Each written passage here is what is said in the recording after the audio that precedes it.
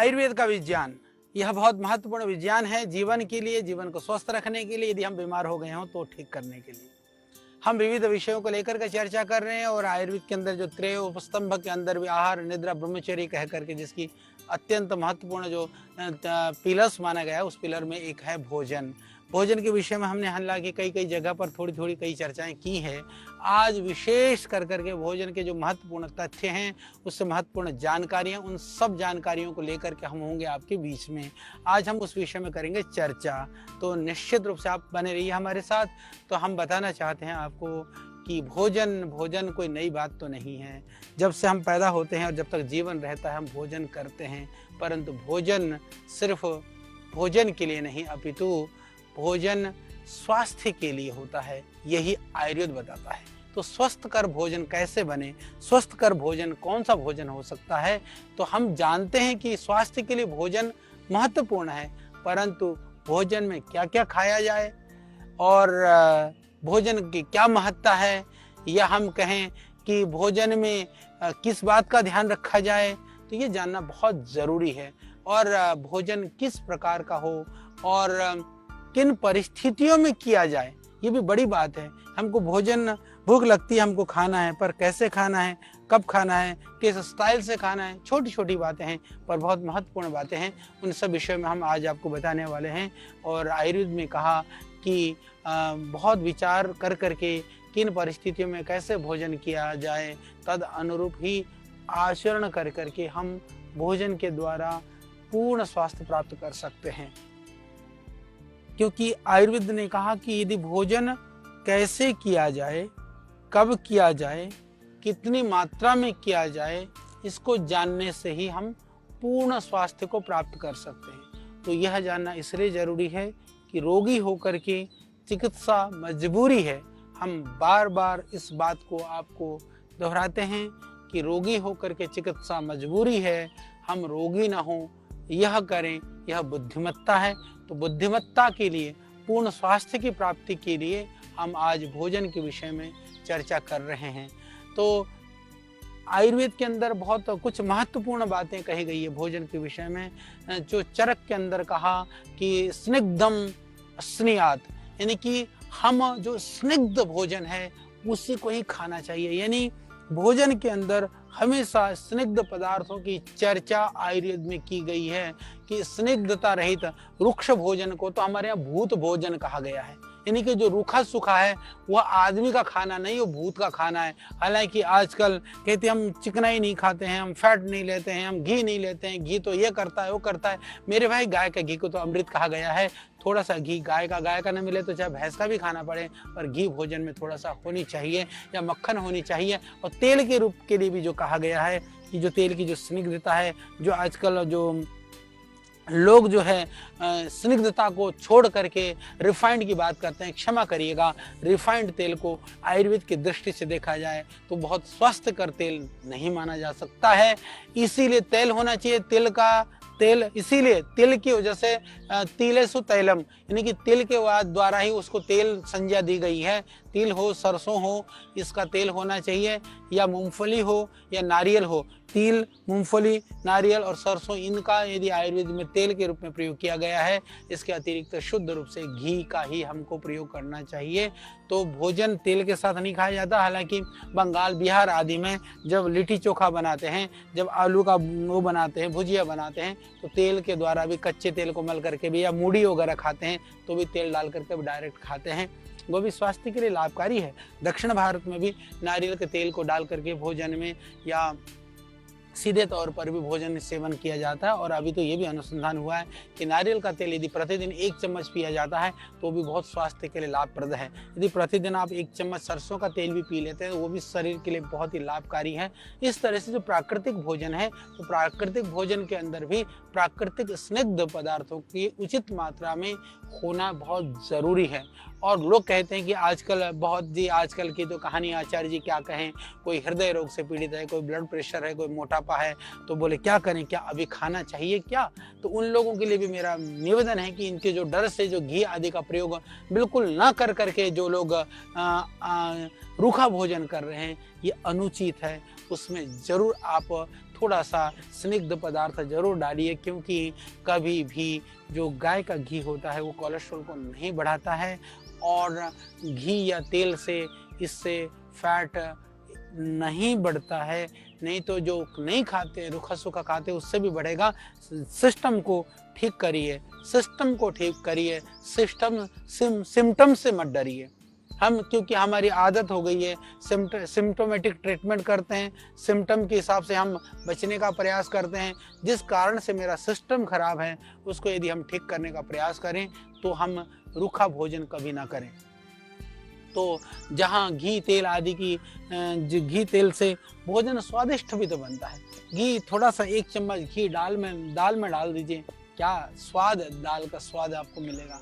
आप 1 चम्मच घी को जो है चावल में डाल दीजिए, बड़ा स्वादिष्ट लगता है। तो रुचि भी उत्पन्न होती है, मुलायम भी भोजन बनता है। आप देखेंगे घी डाल करके थोड़ा चावल में डाल देंगे, फिर आप देखिए कि कैसा सॉफ्ट लगता है। तो इसीलिए क्या होता है कि जब सॉफ्ट होने से भोजन में रुचि उत्पन्न होती है, फिर उससे पाचक अग्नि भी तीव्र हो जाती है, उससे जो है जठराग्नि भी तीव्र हो जाती है, भोजन सुपाच्य बन जाता है। जो तीव्र जठराग्नि को बना दे, जो सुपाच्य बना दे, तो बल और आयु की वृद्धि भी करने वाला भोजन होता है। तो इसीलिए बल की प्राप्ति के लिए, आयु की वृद्धि के लिए आयुर्वेद में कहा कि स्निग्ध द्रव्य से युक्त भोजन का ही हमको ग्रहण करना चाहिए। इसी से आपकी इंद्रियां भी दृढ़ बनेंगी। जब आयु की वृद्धि होगी, शरीर बनेगा, तो इंद्रियां भी मजबूत बनेंगी, और इंद्रियां ठीक होंगी तो रंग का निखार भी होएगा। और घी आदि यदि स्निग्ध पदार्थों के सेवन से वात का अनुलोमन भी होता है, मल विसर्जन में भी सुविधा होती है। इसीलिए घी का सर्वथा त्याग करने की अपेक्षा आराम तलवी का त्याग करिए। यानी कि हम घी न खाएं, ये न खाएं, ये छोड़ दें। एक ही काम छोड़ दो, आलस्य छोड़ दो, परिश्रम करो, व्यायाम करो। ये करने की चीज़ है, छोड़ने की चीज़ों को छोड़ना चाहिए, करने की चीज़ों को करना चाहिए। परिश्रम छोड़ दिया, शारीरिक श्रम छोड़ दिया, इसको मत छोड़िए। फिर आपको घी नहीं छोड़ना पड़ेगा, आपको चिकने और जो स्निग्ध द्रव्य हैं वो नहीं छोड़ने पड़ेंगे। तो ऐसा करने पर आप स्निग्ध भोजन के लाभ से कभी भी आपको वंचित नहीं होना पड़ेगा। और चरक में ऋषि और भी कहते हैं कि भोजन स्निग्ध तो होना चाहिए। और भोजन कैसा होना चाहिए? कहा कि ताज़ा होना चाहिए, गर्म होना चाहिए, उष्णम स्नियात, यानी कि हम जो उष्ण भोजन है वो करें, हमेशा ताज़ा भोजन करना चाहिए। ताजे का अर्थ गर्म, गर्म का मतलब एकदम गर्म नहीं, यानी ताज़ा भोजन होना चाहिए। ऐसा भोजन जो है स्वादिष्ट होने के साथ साथ पाचक अग्नि को बढ़ाने वाला होता है, सुपाच्य होता है, वात का जो है अनुलोमक होता है। इसके लिए कहा कि जो पौष्टिकता चाहिए, शरीर में सेहत चाहिए, तो बासी भोजन का बहुत ही निषेध है। ठंडा भोजन, भारी भोजन, तामसिक भोजन, इनका आयुर्वेद के अंदर बहुत ही निषिद्ध है। इसीलिए जो फ्रिज में रखी हुई चीज़ें हैं या गर्म कर करके बार बार बने हुए को, बासी को बार बार गर्म कर करके खाना, इसीलिए पिज्ज़ा, बर्गर, ब्रेड, जितने भी इस तरह के जो आइटम्स हैं, ये आयुर्वेद की दृष्टि से बासी भोजन का हमेशा ही निषेध किया गया है। इससे बहुत तरह की बीमारियां हो सकती हैं, परेशानियां हो सकती है। प्रिजर्वेटिव्स डाल करके भी लेने के लिए बिल्कुल ही निषेध किया गया है, परंतु मजबूरी है, आज समय का अभाव है, भागम भाग की ज़िंदगी के अंदर बहुत सारी चीज़ों में प्रिजर्वेटिव डाला जाता है। उसकी एक लिमिट होती है, मात्रा होती है। FSSAI जैसे जो गाइड करने वाली संस्थाएं होती हैं, उनके गाइडलाइन के अंदर डाला जाता है। हम लोग भी कई द्रव्यों में हमको डालना पड़ता है, परंतु आयुर्वेद की दृष्टि से देखा जाए तो उसको कभी भी उचित माना नहीं गया है। तो परंतु रखना मजबूरी है, तो यदि रख करके खराब होने से अच्छा उन द्रव्यों का सेवन को आपको ले सकते हैं। परंतु आज पूरी दुनिया में महामारी की तरह से जो मोटापा बढ़ रहा है, तो इसका कारण भी है फास्ट फूड, जंक फूड और डिब्बा बंद जो फूड है। और आप देखते हैं अमेरिका जैसे देशों में, जो आज हम जिसको विकसित देश कहते हैं, उस विलासितता की वजह से, जंक फूड और फास्ट फूड की वजह से आप देख सकते हैं कि कोई भी महामारी, बीमारी आने पर भी उनके शरीर के अंदर जो रेजिस्टेंस पावर है, रोग प्रतिरोधक क्षमता, वो भी खत्म हो चुकी है। ये इसीलिए हुई ना कि जो जंक फूड और फास्ट फूड खाते हैं, उनके शरीर की रोग प्रतिरोधक क्षमता की न्यूनता हो जाती है, कोई भी बीमारी जल्दी आक्रमण कर सकती है। और इसके अलावा आपके शरीर में मेद और चर्बी की भी वृद्धि हो जाएगी, मानसिक रूप से आप कमजोर हो जाएंगे, स्वभाव चिड़चिड़ा हो जाएगा, कोई भी चीज़ आपको जल्दी से विचलित और प्रभावित कर सकती है। इसके लिए भी आहार ठीक होना बहुत ज़रूरी है और हम सबको इस बात के लिए ध्यान देना चाहिए कि दुनिया के अंदर जितनी भी बीमारियां आज हो रही हैं या होने वाली बीमारियां हैं, उन सब का कारण है कि जो हमारा आहार है वो अनुचित आहार है। हम जो खा रहे हैं वो अनुचित खा रहे हैं, इसीलिए हम रोगों से ग्रसित हो रहे हैं। आज हम जूस भी पीते हैं तो डिब्बा बंद जूस पीते हैं, फल भी खाते हैं तो विविध तरह के कृत्रिम तरह से उसको बचा करके ठंडा करके रखा हुआ हम खाते हैं। तो इसके लिए वो ध्यान रखिए, शास्त्र कहता है सब कुछ प्राकृतिक होना चाहिए, चाहे वो भोजन है, चाहे वह जीवन है, चाहे वह फल है, चाहे सब्जी है, चाहे अन्न है। इसीलिए कहा कि प्राकृतिक फल और जूस, ताज़ा बने भोजन का सेवन वो सर्वोत्तम होता है, इसलिए इसका ध्यान रखना चाहिए। तो भोजन ताज़ा हो, स्निग्ध हो, ये तो हो, इसके अलावा क्या हो, भोजन जो है देखने में भी सुंदर हो। जब मैं देखता हूँ कई लोग जब वो खाते हैं ना, पिज्ज़ा खाते हैं, पिज्ज़ा खाते समय जब वो लेसा लेसा सा निकलता है, ऐसा लगता है कि वो आंतड़ियाँ जैसे खींच रहा हो, इतनी शड़ियल सा, इतना भोजन की शक्ल ही ठीक नहीं है। तो आयुर्वेद में तो निषेध किया है। तो पिज्ज़ा खाने वाले तो आयुर्वेद की जो भोजन की सुंदरता वाला सिद्धांत का आप जो है उसका पालन आप नहीं कर रहे।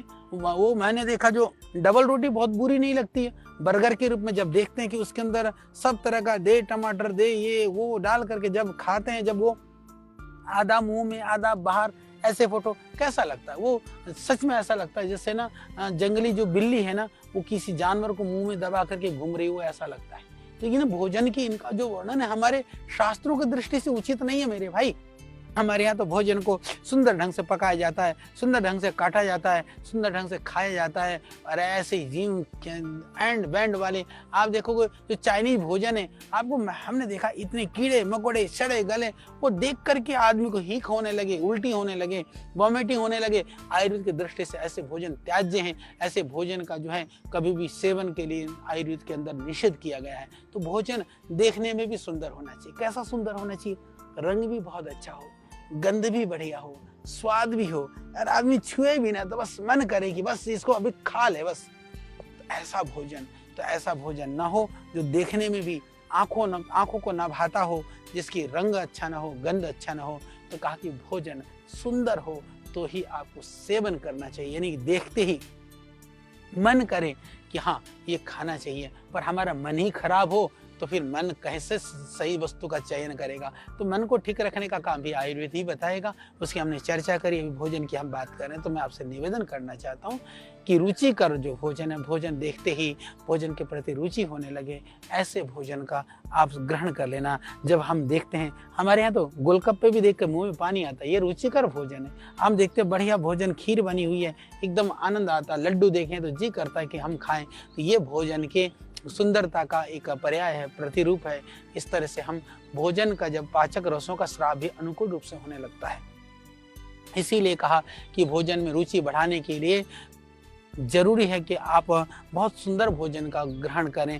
पर इसमें सिर्फ भोजन भी रखने वाले पात्र, दुर्भाग्य आजकल जो है पात्रों पर बहुत ध्यान नहीं दिया जाता है। आदमी जी करे तो कुछ भी ले रहा है। वो क्या कर रहा है? वो जो है कोई प्लास्टिक का ले रहा है, कोई आजकल जो है वो बोन की जो अलग अलग तरह की प्लेटें बनी हुई हैं। हमारे यहाँ तो धातुओं की बनी हुई बर्तनें, हमारे यहाँ तांबा, पित्तल, सोना, चांदी, ये इस पात्र स्वच्छ भी लगते हैं, सुंदर भी लगते हैं, आकर्षक भी लगते हैं। और इतना ही नहीं, इसमें बड़ी बात यह है कि अलग अलग रोगों के हिसाब से अलग अलग धातुओं का, अलग अलग पात्रों का वर्णन भी हमारे आयुर्वेद में किया गया है।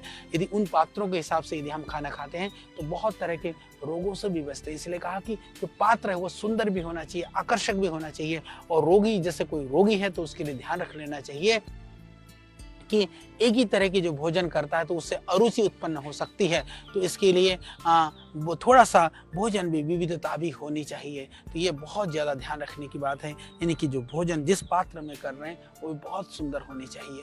और इतना ही नहीं कि भोजन कैसे करें, कहाँ सुंदर और एकांत स्थान होना चाहिए भोजन करने के लिए। हमेशा हमारे यहाँ आपने देखा होगा, घरों में भी पहले होता था, जब भोजन करते थे तो पहले मंत्रों का उच्चारण होता था। मंत्रों का उच्चारण के साथ साथ में हम क्या करते थे कि बैठ करके कहते थे, हमारे यहाँ बुजुर्ग बड़े कहते हैं भोजन करते समय चुप रहो। यदि कोई बच्चा बोलता भी तो कहते हैं भोजन करते समय बेटा नहीं बोलना चाहिए। दुर्भाग्य से आज जब भोजन होता है विवाह में, शादियों में, पार्टियों में, जब आप जाते हैं खाना खाते हैं तो इतनी जोर जोर की आवाज़ें होती, इतनी जोर जोर के बैंड बाजे ऐसे बजाए जाते हैं, इन्हीं शोर ज़बरदस्ती किया जाता है। उसी शोरगुल में बैठ करके आदमी खा रहा होता है। चलो शादी विवाह पार्टी की तो कभी कभी की बात है, पर जब भी खाना खा रहे होते हैं आपके घर में टीवी का जो वॉल्यूम है बहुत तेज आवाज़ में टीवी चल रहा है, उधर से कोई हल्ला कर रहा, कोई बर्तन गिर रहा, कोई रसोई में से खटपट की आवाज़ आ रही है। इस तरह की जो स्थितियों में सेवन भोजन करने के लिए हमारा निषेध है। और ध्यान रखिए, इस तरह की स्थिति में यदि हम भोजन करते हैं तो हितकारी नहीं होता, रोगकारी हो सकता है। रोगकारी होने के कारण से वह जो है हमको विविध रोग को बहुत उत्पन्न करने वाला बनता है। तो इसीलिए कहा कि जब हम भोजन करें तो उस समय पर जो है बहुत शांत होनी चाहिए, एकांत जगह होनी चाहिए और पवित्र और सुंदर स्थान में बैठ करके जब हम भोजन करते हैं तो मन शांत रहता है। तो इसलिए मेरा निवेदन है कि आप आदत बनाइए घर में बैठ करके, घर पे शांत वातावरण में, जैसे माताएं बहनें भोजन भी पकाती हैं तो एक साथ चाहे भोजन पका करके सब सामूहिक रूप से बैठिए, बैठ करके शांति से भोजन करिए। शांति से भोजन करेंगे, बैठ करके भोजन करेंगे, एक साथ भोजन करेंगे तो इससे प्रेम बढ़ेगा, मैत्री बढ़ेगी, पवित्रता बढ़ेगी, एक दूसरे के प्रति भावनात्मक रूप से लगाव बढ़ेगा। पर आप बैठे हैं, किचन में शोरगुल हो रहा है, सामने टीवी चल रहा है, फिर खा रहे हैं, बीच बीच में आपको 2-4 फोन भी सुनने पड़ जाते हैं, तो ये विविध तरह के कार्यों के साथ खाएंगे, मन अशांत होगा। अशांत मन से खाएंगे तो भोजन में रुचि नहीं होगी, रुचि नहीं होगी तो पाचन नहीं होगा, पाचन नहीं होगा तो रस नहीं बनेगा, रस नहीं बनेगा तो फिर जाकर के सेहत कैसे बनेगी, सेहत नहीं बन सकती, उससे आप बीमार हो जाएंगे। इसीलिए ध्यान दे करके आपको बहुत ज़्यादा ध्यान देना ज़रूरी है। इसके अतिरिक्त तो बैठने के लिए बात, हमारे यहाँ जो परंपरा रही है, भोजन करते समय हमको बैठ करके भोजन करना चाहिए। हमारा जो आसन है वो बहुत व्यवस्थित हो, नीचे बैठ करके खाना खाएं।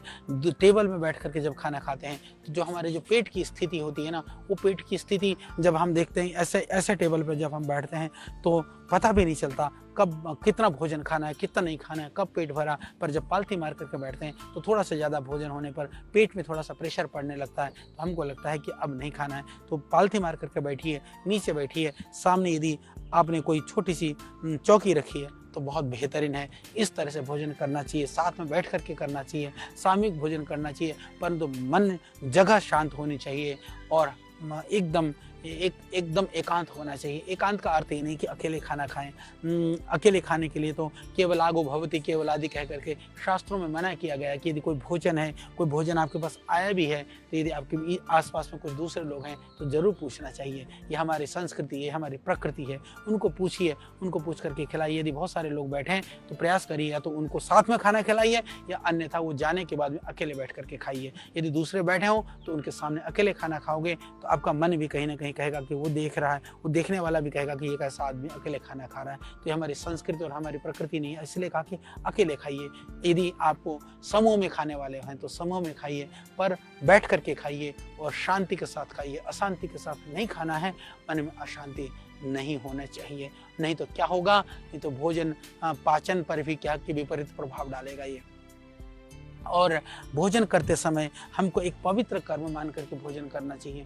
जैसे हम कहते हैं ना अग्निहोत्र, अग्निहोत्र का अर्थ होता है जब हम अग्नि में द्रव्य डालते हैं और डाल करके हम कहते हैं कि ये जग कल्याण के लिए लाभकारी है। इसी तरह से जब जठराग्नि के अंदर हम द्रव्य को डालते हैं वो भी एक तरह से अग्निहोत्र है, उसके द्वारा देह की पुष्टि के द्वारा हम जग के कल्याण के लिए काम करते हैं। तो यह भी अग्निहोत्र ही है, यह जो हम जो सेवन करते हैं। तो इसीलिए आयुर्वेद के अंदर में जब भोजन करते समय हमारे यहाँ जो विशेष कर करके बात की गई, प्रार्थनाएं की जाती हैं। हम खाना खाने से पहले इसीलिए प्रार्थना करते हैं। जब भोजन के लिए बैठते हैं तो बैठते समय हम सबसे पहले क्या करते हैं, सबसे पहले हम करते हैं आचमन। ध्यान रख लीजिएगा, आचमन क्यों किया जाता है? आचमन इसलिए किया जाता है कि कफ हो या उस समय पर बलगम हो, गले में थोड़ी खुश्की हो तो 2 घूंट पानी पीने से वो आराम से निकल जाता है। निकल जाने से इसीलिए आचमन का विधान किया गया कि खाना खाने के लिए बैठें तो उससे पहले आप क्या करें, अब 3 घूंट पानी ले लीजिए, चाहे अंजलि से पानी ले लें, चाहे वो आप जो है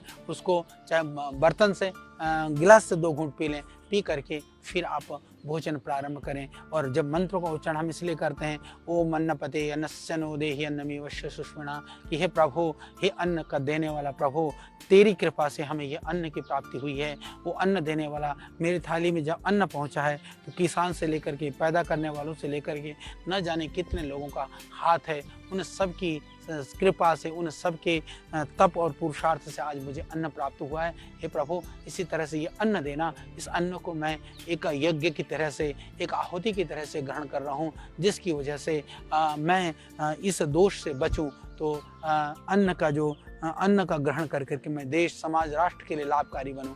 इस तरह से जो है एकाग्र होकर के भोजन करने की बात हमारे शास्त्रों में की गई है। तो आचमन करना, मंत्रों का उच्चारण करना, जिनकी वजह से हमको भोजन मिला है उसका धन्यवाद करना, ये सारी बातें बहुत ज़रूरी है आयुर्वेद की दृष्टि से। इस तरह से यदि हम भोजन करते हैं शांत और एकांत मन से, तब टीवी भी बंद, मोबाइल भी बंद, हल्ला गुल्ला भी बंद, किसी तरह का शोर शराबा नहीं, ये सब करना हमारे आयुर्वेद की दृष्टि से, शास्त्रों की दृष्टि से बहुत ज़रूरी है। और भोजन करते समय कभी भी ध्यान रखिए, कभी भी जूते चप्पल पहन करके भोजन कभी भी नहीं करना, क्योंकि जो जूते पहने होते हैं तो जो हमारी जठराग्नि होती है उससे मंद पड़ जाती है, नीचे टाइट होता है, नीचे की जो गर्मी होती है वो हमारी जठराग्नि की जो उष्णता को कम कर देती है। इसीलिए हमेशा हमारे यहाँ तो उल्टा जठराग्नि को तीव्र करने के लिए, जैसे मैंने कहा कि भोजन से पहले हाथ पैरों को धो करके अच्छी तरह से पोंछ करके तब जा करके भोजन करने के लिए विधान किया गया। यानी कि पहले हाथ पैर धोइए, फिर जमीन में बैठ करके भोजन करने का हमारे यहाँ विधान है। खड़े खड़े खाने का हमारे यहाँ विधान नहीं है। दुर्भाग्य से आज फैशनबाद के चक्कर में हम जो है खड़े खड़े खाते हैं और न जाने खड़े खड़े क्या क्या करते हैं। तो जो काम जैसे करना चाहिए, जैसे शास्त्रों में लिखा है, हमको उसी तरह से करना चाहिए। तो जो घर में भोजन करते समय भी कहा कि हमारे यहाँ तो पुरानी परंपरा थी, भोजन बनने के बाद हमारी माता बहनें पहले रोटी, कुत्ते को पहले रोटी, जानवर को रख दिया जाता था। इसलिए जो भी हमारे इष्ट हैं, जो भी देवता है, परमात्मा है, उन सब का भी हमको धन्यवाद करना चाहिए। जैसे मैंने कहा कि पहले आचमन कर करके 2-3 घूंट जल पी करके हमको कफ की निवृत्ति करें। उसके बाद में शांतिपूर्वक जो अन्न हाथ से खाया जा सकता है हाथ से ही खाना चाहिए। ये चम्मच कांटों का फैशन तो ये अंग्रेजों का फैशन है। जब हाथ से भोजन करते हैं तो ये जो पंच महातत्व का जो स्पर्श का जो प्रभाव है, अग्नि वायु आकाश पृथ्वी जल का जो पंच महाभूतों का प्रभाव है, उसका जो पॉजिटिव सकारात्मक प्रभाव है वह भी हमको प्राप्त होता है। इसलिए ध्यान रखिए। और इससे पता भी चलता है भोजन ठंडा है, गर्म है। यदि ज़्यादा तेज़ गर्म है तो जो हाथ नहीं लगा सकते, वो निगल भी नहीं सकते। तो इतना ही हमको इस तरह से हम आराम से भोजन का ग्रहण कर सकते हैं। हाँ, नीचे नहीं बैठ सकते हैं तो कुर्सी में बैठ सकते हैं, पर प्रयास करिए कि हमको नीचे ही बैठना चाहिए, नहीं तो कुर्सी पर चलते हुए खाना नहीं खाना चाहिए। आजकल मैं देखता हूँ फैशन में लोग खाते खाते सड़कों में भी चल रहे हैं, खाते खाते जो है वो रास्ते में भी घूम रहे हैं। खाते खाते ये भी देखा गया कि जैसा आजकल फैशन में लोग खड़े होते समय जब पार्टी वगैरह में जाते हैं, प्लेटों में सामान ले रहे होते हैं, दुनिया लोगों से बात करते रहते हैं, मुंह में चब रहे, आधा मुंह में, आधा टपक रहा, आधा प्लेट में, आधे चलते हुए, आधे ध्यान में नहीं। कभी प्लेट किसी के सर पे मार दिया, कभी किसी के कपड़े खराब कर दिए। तो ये जंगलीपना है, ये कोई मॉडर्नाइजेशन नहीं। बोला तो मॉडर्न जमाना है, मॉडर्न नहीं है, जंगलीपना है। भगवान ने हमको इंसान बनाया है, इंसान के लिए जिन कर्मों को निर्धारित किया है उसी तरह से हमको भोजन करना चाहिए। ये मैंने बात करी शारीरिक दशा के विषय में। अभी भोजन की हम और चर्चा करेंगे, और दशाओं के विषय में हम चर्चा करेंगे। तो आप लगातार इसको आप सुनते रहिए।